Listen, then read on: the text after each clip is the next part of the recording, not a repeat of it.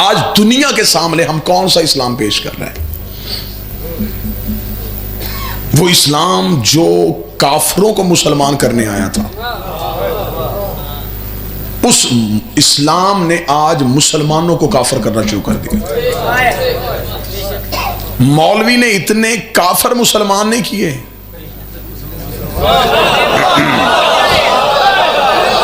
जितने मुसलमान काफर करते। बाहर से किसी को अंदर नहीं लाए, अंदर वालों को बाहर निकाले। तू भी ठीक नहीं, तेरा भी इस्लाम गलत, तेरा भी इस्लाम गलत, तेरा भी इस्लाम। ये पैमाना आपके पास कहां से आया? आप इस्लाम नापते किस चीज से?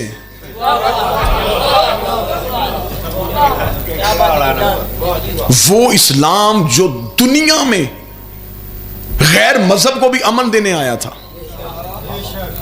वो इस्लाम आज दहशतगर्द क्यों हो गया? मैं वो वजह पढ़ूंगा और कौम के नौजवानों के लिए पढ़ना हूं।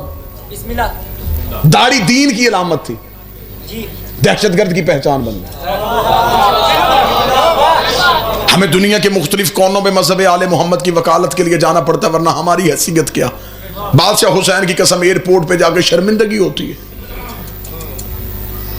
कि जब मुसलमानों की चेकिंग वो इस अंदाज से करते, वो कहते नहीं दहशतगर्द मजहब है। अब ये मुसलमान दहशतगर्द क्यों हुआ? क्या जब इस्लाम पहले दिन मक्के से आया तो इस्लाम में दहशतगर्दी थी? रसूल ने पत्थर खा के तबलीग की है, मार के तबलीग नहीं की। आमना के बेटे का मजहब अमन का मजहब था। वजह क्या बनी? मैं वजह, आपने मिसाल बड़ी अच्छी सुनी है इसलिए मैं फिर मिसाल देने लगा। पहली बार जमीन से जब पानी बाहर निकलता ना, चश्मा फूटता है, तो वो पानी इंतहाई आला होता है, इंतहाई साफ होता है, इंतहाई शफाफ होता है, इंतहाई लजीज होता है। इसलिए कि उसने जमीन के सीने को भी फाड़ा। जो ही वो पानी, चश्मा जो है वो चश्मा नदियों में आया, नदियां नहरों में आई, नहरें जंगलों के करीब से गुजरी, जंगलों के पत्ते शामिल हो गए, शहरों के करीब से गुजरी, शहरों की गंदगी शामिल हो गई, मैदानी इलाकों से गुजरी, जमीन की मिट्टी शामिल हो गई। कसूर पानी का नहीं, रस्तों ने पानी का असर बदल दिया।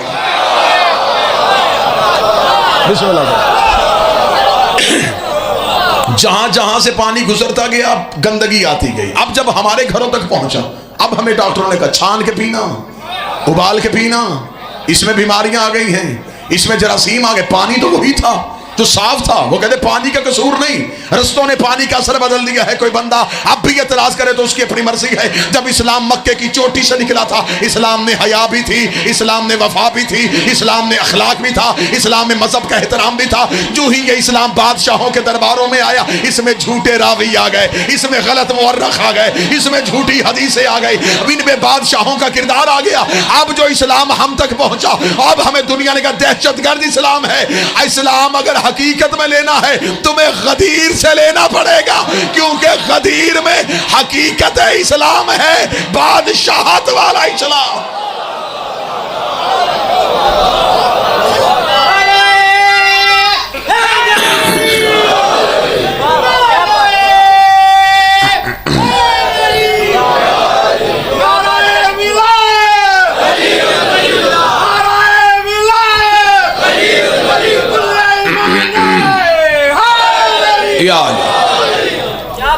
गैर मजहब ने, ईसाई ने, यहूदी ने कुरान नहीं पढ़ा, उसने मुसलमानों की तारीख पढ़ी। जिसने हिस्ट्री पढ़ ली वो फिर मुसलमान हुआ ही नहीं, जिसने कुरान पढ़ लिया फिर वो काफर नहीं हुआ। उसने मुसलमानों की तारीख पढ़ी, उसने कहा ये है तारीख।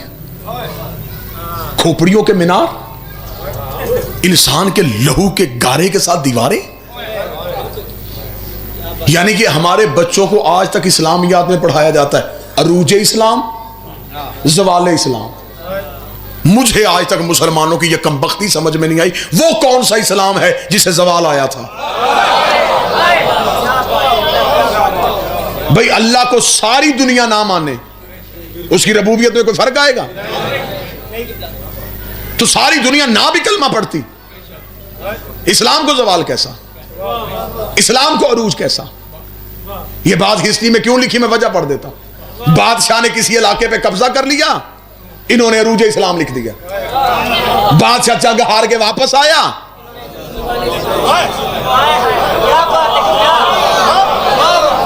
इन्होंने जवाल इस्लाम। बादशाहों के किरदार का नाम इस्लाम नहीं, जिल्ले सुबहानी के किरदार का नाम इस्लाम नहीं है। इन्होंने सर काटे थे, लश्कर लेके गए थे जमीनों पे कब्जा करने के लिए। जितने दहशतगर्द थे तो उन्हें इस्लाम के हीरो बना दिए। सुल्तान महमूद गजनवी क्या किया था? इसने जी सोमनाथ का भूत आके तोड़ा था, इसलिए तोड़ा था, उसके अंदर सोना था।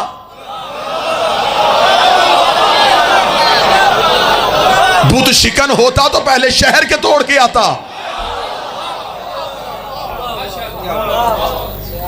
इस्लाम में जो सबसे एक बेहतरीन फलसफा था उसे आज तक गलत इस्तेमाल किया जाए, जिहाद। गैर मजहब के साथ जब हमारी बहस होती है तो सबसे पहला सवाल ये करते, वो कहते देखे जी हमें इस्लाम को पढ़ने की जरूरत नहीं, तुम्हारे इस्लाम में जिहाद है? तुम्हारे इस्लाम में गर्दनें काटना तुम्हारा मजहब कहता है, काफिर कत्ल करो ये तुम्हारा मजहब कहता है। जिहाद की हकीकत ही नहीं पढ़ी गई, जिहाद की डेफिनेशन ही नहीं बयान की गई। एक छुरी होती है डाकू के हाथ में, वही छुरी होती है डॉक्टर के हाथ में। डाकू चलाता है जिंदगी छीनने के लिए, डॉक्टर चलाता है जिंदगी बचाने के लिए। तलवार बादशाह के हाथ में गई तो गर्दनें कट गई, इमाम के हाथ में आई तो अदल हुआ।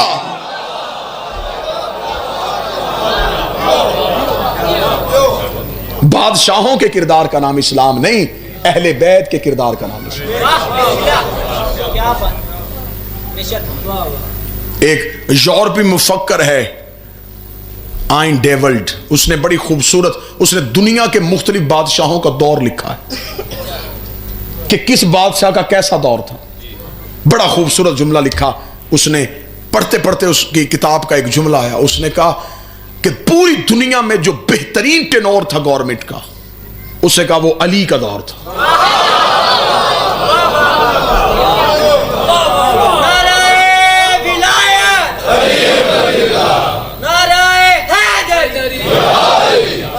उसे कहा उसने सिर्फ ओनली 4 years, सिर्फ 4 साल हुकूमत की, और उसने कहा मैं इसको बेस्ट टेन्योर ऑफ गवर्नमेंट इसलिए कहता हूं, उस 3.5 साल के दौर में एक भी चोर के हाथ नहीं काटे गए। अदल हुआ, जुल्म नहीं हुआ। फिर जैसे जैसे बादशाहों का किरदार आता गया लोग उसे इस्लाम समझते गए। जो तख्त पे बैठा उसने जाती हुक्म इस्लाम बना के पेश किया। घर जलाओ इस्लाम कह रहा है, कत्ल कर दो इस्लाम कह रहा है। यही वजह है कि आज तक मुसलमान गैर महफूज इसलिए हैं, तुमने अपने हीरो बादशाह बनाए। मेरी कौम के बच्चे मुतमिन इसलिए हैं, इन्होंने जालिमों को हीरो नहीं बनाया, इन्होंने मजलूमों को हीरो बनाया। इनके पेशवा, इनके रहबर गर्दनें काट नहीं रहे, कटवा रहे हैं। यहां किसी के जिस्म से खून नहीं निकाला जा रहा, यहां अपने बदन का लहू दिया जा रहा। मुझे बादशाह हुसैन की इज्जत की कसम है, आज गैर मजहब के सामने हम अहले बैत पढ़े ना, वो इंतहाई मुतासर होते हैं, इंतहाई मुतासर होते हैं। मुझे यूरोप के एक एयरपोर्ट पे एक इमिग्रेशन ऑफिसर ने जब रोका तो उसने मुझे कहा कि क्यों आए हो हमारे मुल्क में? मैंने कहा मजालस पढ़ने के लिए। उसने कहा मुसलमान हो? मैंने कहा। उसने कहा किस फिरके से ताल्लुक है? मैंने कहा शिया सेक्ट। शिया लफ्ज आना था। उसने कहा फॉलोअर्स ऑफ हुसैन।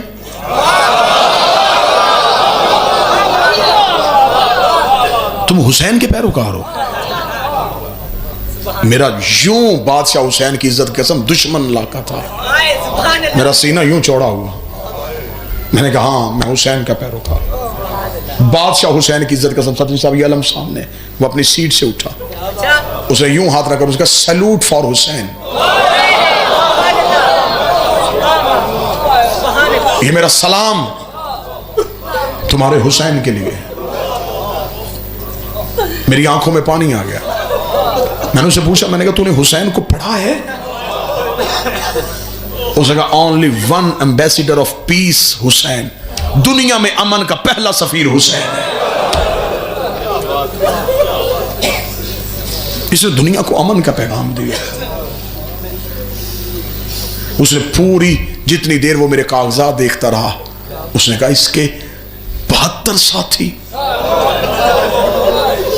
9 लाख के सामने खड़े रहे। जैसे जैसे वो हुसैन पढ़ता गया, मेरा सर फख्र से बुलंद होता गया। जो ही उसने यूं मेरा पासपोर्ट मेरे हाथ में दिया, अगला जुमला कहा, बादशाह हुसैन की कसम मैं पूरे रास्ते रो।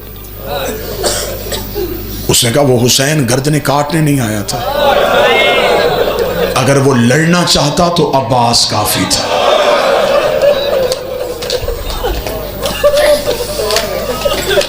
उसके पास अब्बास था।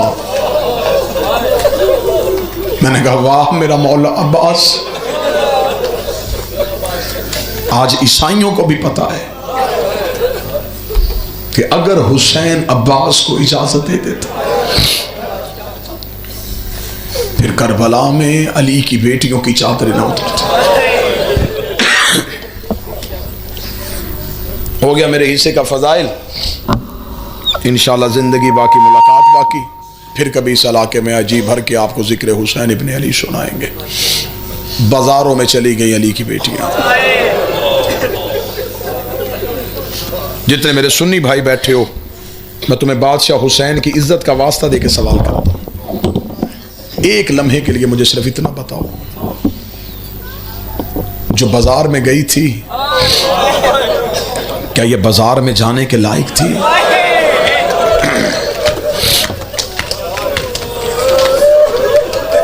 बेटी शिया की हो या सुन्नी की, बेटियां हर किसी की सांझी होती हैं। कल है 7 सफर। तुम्हारे इलाके में कोई सैयदों का घर हो तो उम्मती जितने हैं वो अपनी बेटियों को कहना कल 7 सफर उन सैयदों के घर जाएं। उनके घर जाके उनकी 4 दीवारी के अंदर जाके अपनी चादरें हाथों में रख के उन सैयदादियों से कहें बीबी तुम्हारा शुक्रिया, तुम सैयदों ने हमारी चादरें बचा ली हैं। सियालकोट का मजमा मुझसे पूछे 7 सफर को शहादत तो किसी की नहीं, फिर हम क्यों रहे? 7 सफर है कुरान की आयत की यजीद के दरबार में पेश।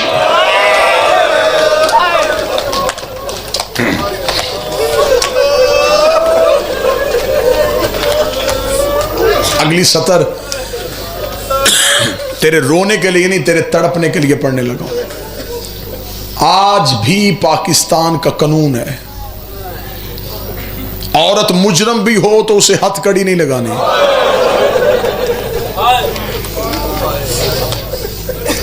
आए रोज अदालतों में देखते हो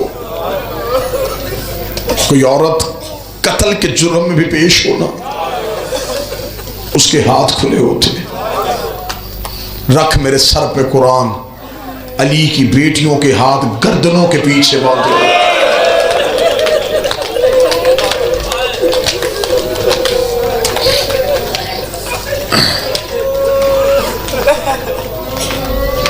ऊंट की सवारी कभी किसी ने देखी हो? ऊंट पे मर्द भी बैठे तो सहारा लेके बैठता है। ऊंट जब बैठ के उठता है तो पहले अगले घुटने जमीन पे लगाता है। मर्द भी बैठा हो तो तवाज़न बरकरार नहीं रख सकता, उसकी कुहान को पकड़ता है और फिर अपना तवाज़न बरकरार रखते हुए अपने जिस्म को ऊंट की पूंछ पे बांध के रखता है। रख मेरे सर पे कुरान, मुसाहिब को कभी कैफियत से समझो तो फिर आंखों की फुरात कभी बंद ही ना हो। अली की बेटियां ऊंटों पे बिठाई हुई थी और बीवियों के हाथ गर्दनों के पीछे बंधे हुए थे। अली की बेटियों का सहारा कोई नहीं था। ऊंट को बिठा के जब उठाते तो अली की बेटी ओर से गिर जाती। कई बार अली की बेटी ओर से गिरी है, रो के कहती है अब्बास तू घोड़े से एक बार गिरा था, देख तेरी बहन बार बार गिर गई। मैंने नहीं पढ़ा कभी भी शाम का बाजार, न गैर सैयद हूं मातमी हूं, मुझसे पढ़ा ही नहीं जाता कि कैसे गुजरी। गुजरी नहीं, गुजारी गई। रुकी नहीं, रुकाई गई। ऊंटों से गिरी नहीं, गिराई गई। उस दरबार में आ गई जहां आना नहीं चाहिए था। मर जाती शिया कौम, बीबी तेरा जूता भी बाजार में ना आता। उतर जाती हमारी बेटियों की चादरें, अली की बेटी तू बाजार में ना आती। सदवी साहब मेरे पीछे तशरीफ फरमाए, ज्यादा से ज्यादा 1 मिनट पढ़ूंगा। तफसीली मुसाहिब मैंने नहीं कोई पढ़ा, रवायत मैंने कोई नहीं छेड़ी। तुम्हारी आंखों में जितना आंसू चाहिए था वो आंसू आ गया। एक एक आंसू की खैरात और मांगनी है।